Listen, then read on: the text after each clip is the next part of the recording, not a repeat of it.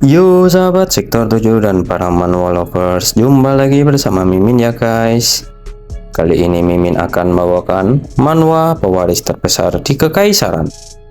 Sebelum masuk ke ceritanya, Mimin ucapkan terima kasih karena sudah bersedia untuk klik video ini. Dan jangan lupa dukung Mimin dengan cara subscribe, like, komen, dan juga share videonya ya guys. Semoga kalian semua terhibur. Tak usah menunggu lama lagi, langsung saja kita masuk ke videonya. Pada episode kali ini diceritakan bahwa setelah Estelle sampai di kuil dan akan memasuki kuil bersama dengan Ren, terlihat di sana juga ada Sheria yang berusaha menemui Estelle namun dihalangi oleh prajurit yang mengawalnya. Estelle pun bertanya-tanya apa yang sedang Sheria lakukan di kuil dan menduga kemungkinan Count dan Countess Brienne ingin menyampaikan pesan lewat Sheria. Lalu Estelle pun memutuskan untuk menyempatkan diri menemui Sheria dengan mendatanginya. Hal itu membuat pengawal itu pun terkejut karena tiba-tiba Estelle memegangnya dari belakang. Kemudian mengatakan kepada Sheria jika saat ini dirinya sudah memiliki janji lain di kuil. Jadi dirinya pun meminta maaf karena belum bisa menanggapi keinginan Sheria untuk berbicara dengannya.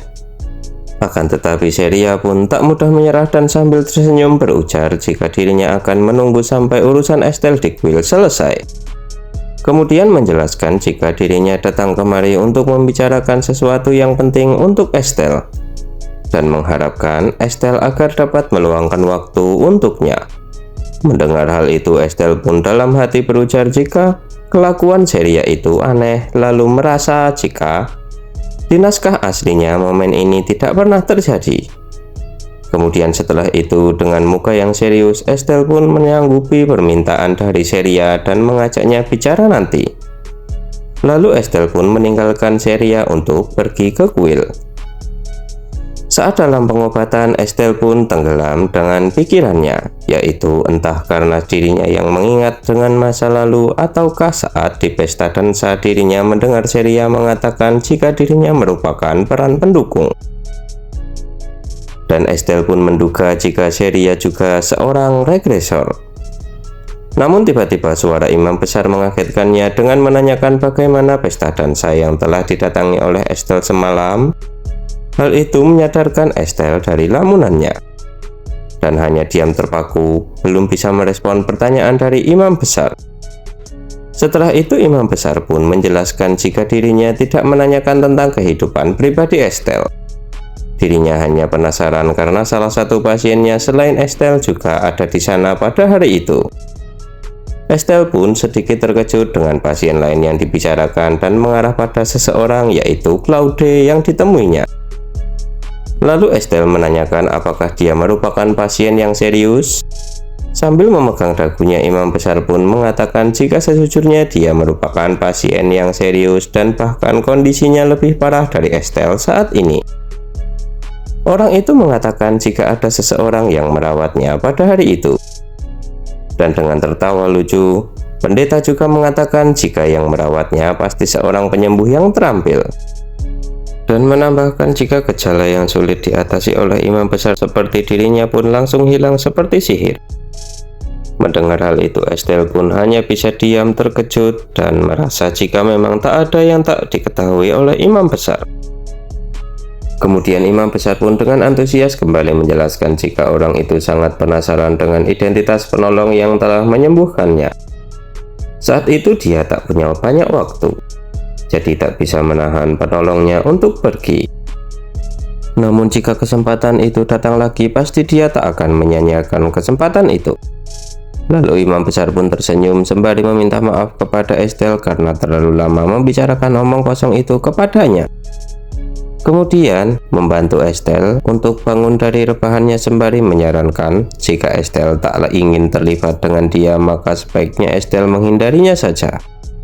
Mendengar hal itu, Estelle pun sedikit tertegun dan dalam hati berujar jika dirinya terlibat dengan dia bukan karena keinginannya, namun karena terpesona dengan tangisan naga kecil yang bersama dengannya. Lalu imam besar pun mengatakan jika pengobatan hari ini sudah hampir selesai dan menanyakan bagaimana perasaan Estelle saat ini. Estelle pun menanggapinya sambil tersenyum dengan mengatakan jika pengobatannya sangat santai dan menyenangkan. Kemudian imam besar pun merasa bersyukur jika Estelle menyukainya serta mengatakan jika mereka akan bertemu lagi di pengobatan selanjutnya. Setelah itu Estelle pun pergi keluar kuil. Di sana terlihat Rain yang menghela nafas karena menemani Sheria dan seorang lainnya yang sedang menunggu dirinya. Estelle pun memanggil Rain dan bertanya apa yang sedang terjadi. Lalu dengan muka yang sedikit arogan dan santai, Sheria pun mengajak Estelle untuk pindah tempat yang lebih sepi. Mereka pun berpindah di tempat minum teh untuk mengobrol. Di sana terlihat Estelle dan Sheria duduk berdua. Estelle pun melirik ke arah seorang wanita lain yang sebelumnya bersama dengan Sheria duduk di meja lain. Sedangkan Rain terlihat gelisah melihat situasi yang tak terduga itu. Kemudian Sheria pun sambil tersenyum menyodorkan menu kepada Estelle sembari menanyakan minuman apa yang akan dipesan oleh Estelle. Sambil sedikit menghela nafas, Estelle pun menunjuk salah satu nama menu lalu ingin memesannya. Sheria pun meresponnya berlebihan dan mengatakan jika minuman teh jasmine yang dipesan oleh Estelle, dirinya juga menyukainya. Selera mereka berdua memang sama. Tak lama setelah itu, minuman dan kudapan manis pun tersaji di meja mereka berdua. Saat Estelle ingin meminum tehnya, tiba-tiba Estelle berhenti dan tak jadi meminumnya. Karena dengan tiba-tiba Sheria menanyakan apakah Estelle sudah membaca koran pagi ini, serta menginfokan jika ayah dan ibunya merindukan Estelle. Namun dengan dinginnya Estelle menyangkal hal itu sambil tersenyum masam kepada Sheria. Lalu menduga jika kedatangan Sheria memanglah menjadi utusan dari orang tuanya. Lalu Sheria pun menimpali jika kedua orang tuanya mengharapkan kepulangan Estelle. Dan tentu saja dirinya juga menantikannya. Akan tetapi Estelle menjawabnya dengan mengatakan entahlah. Lalu dengan tegas mengatakan jika yang diinginkan oleh mereka untuk kembali bukanlah dirinya, melainkan warisan dari Mercedes. Kemudian menambahkan jika dirinya tak tahu bagaimana perasaan Sheria kepadanya. Namun yang jelas Count dan Countess Brienne sedikit pun tak menginginkan dirinya, karena hal itu dirinya juga tak bisa mempercayai Sheria begitu saja. Menanggapi apa yang dikatakan oleh Estelle itu, Sheria yang awalnya tenang berubah menjadi tersenyum jahat serta mengatakan hal yang sarkas, yaitu tentu saja Estelle tak bisa mempercayai mereka karena dia telah diusir seperti kotoran di malam musim dingin. Lalu setelah itu dengan tatapan tajam Sheria meminta izin untuk bertanya sesuatu kepada Estelle. Sheria pun menanyakan jika Estelle sudah membaca novel yang dimasukinya saat ini kan? Estelle pun terkejut dan pura-pura bingung mendengar pertanyaan dari Sheria itu. Kemudian dalam hati Estelle berujar jika apa yang didengarnya di pesta dansa sebelumnya tidaklah salah. Setelah itu, Estelle pun berpura-pura mengatakan jika dirinya tak mengerti apa yang sedang dikatakan oleh Sheria kepadanya. Sheria pun tak mempercayai begitu saja ucapan Estelle itu dan berteriak mengatakan agar Estelle tak berbohong. Karena jika Estelle tak membacanya, mustahil Estelle akan menyerah dan tak meneteskan air mata sedikit pun saat meninggalkan rumah Brienne karena diusir oleh orang tua yang telah membesarkannya. Estelle pun menanggapinya jika dirinya tak menyerah pun tak akan ada yang berubah dengan keputusan dari keluarga Brienne itu. Sheria pun menimpali jika seharusnya Estelle setidaknya melakukan sesuatu. Karena itu merupakan hal yang wajar terjadi. Namun Estelle juga tak menyerah dengan kepura-puraannya serta menanyakan apa yang sebenarnya Sheria inginkan darinya. Mendengar hal itu, tiba-tiba Sheria pun meraih tangan Estelle yang membuatnya sedikit terkejut. Lalu dengan ekspresi yang menyeramkan, Sheria pun meminta agar mereka berdua bisa berteman dengan baik. Karena kebetulan yang luar biasa sudah terjadi, di mana dirinya yang masuk ke dalam novel yang dirinya baca dan tak menyangka ada orang lain yang mengalami hal yang sama dengannya. Lalu setelahnya Sheria pun meminta agar warisan Mercedes dikembalikan kepadanya dan mengembalikan posisinya yang seharusnya semua itu milik keluarga Brienne. Karena alasan keluarga Brienne bisa menjadi begitu kaya disebabkan oleh warisan itu dalam cerita aslinya. Mendengar hal itu, Estelle pun marah serta menepis tangan Sheria. Setelah itu Estelle pun bangkit dari duduknya dan mengakibatkan gelas teh yang ada di depannya pun jatuh ke lantai. Hal itu membuat Rain dan teman wanita Sheria pun terkejut. Tak sampai di situ, Sheria pun juga terkejut dengan tindakan Estelle itu. Dengan geramnya, Estelle pun berujar jika Sheria tak boleh berbicara seperti itu tentang apa yang telah nenek moyangnya berikan kepada dirinya. Itu tak akan pernah menjadi milik Sheria. Lalu dengan serius Estelle juga berkata agar kedepannya Sheria tak melakukan hal yang tak sopan seperti itu lagi, dan Estelle pun berlalu pergi meninggalkan Sheria. Namun Sheria pun terkejut dengan kata-kata Estelle itu. Kemudian bangkit dari duduknya sembari berkata jika hal itu merupakan ketetapan yang ada sejak awal, dan kemungkinan Estelle akan merasa tak adil. Tapi dunia itu telah mengaturnya seperti itu untuk dirinya. Lalu menambahkan jika Estelle saat ini sedang menyangkal telah membaca buku yang sama dengannya. Dikarenakan semua perkataan Sheria itu, Estelle pun berhenti sejenak lalu kembali berjalan ke arah Sheria. Lalu mengatakan jika dirinya sedari tadi tak mengetahui buku apa yang sedang dibicarakan oleh Sheria.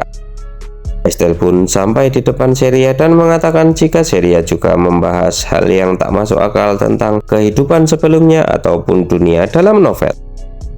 Dan menambahkan jika yang dialami saat ini bukanlah mimpi, tapi sebuah kenyataan.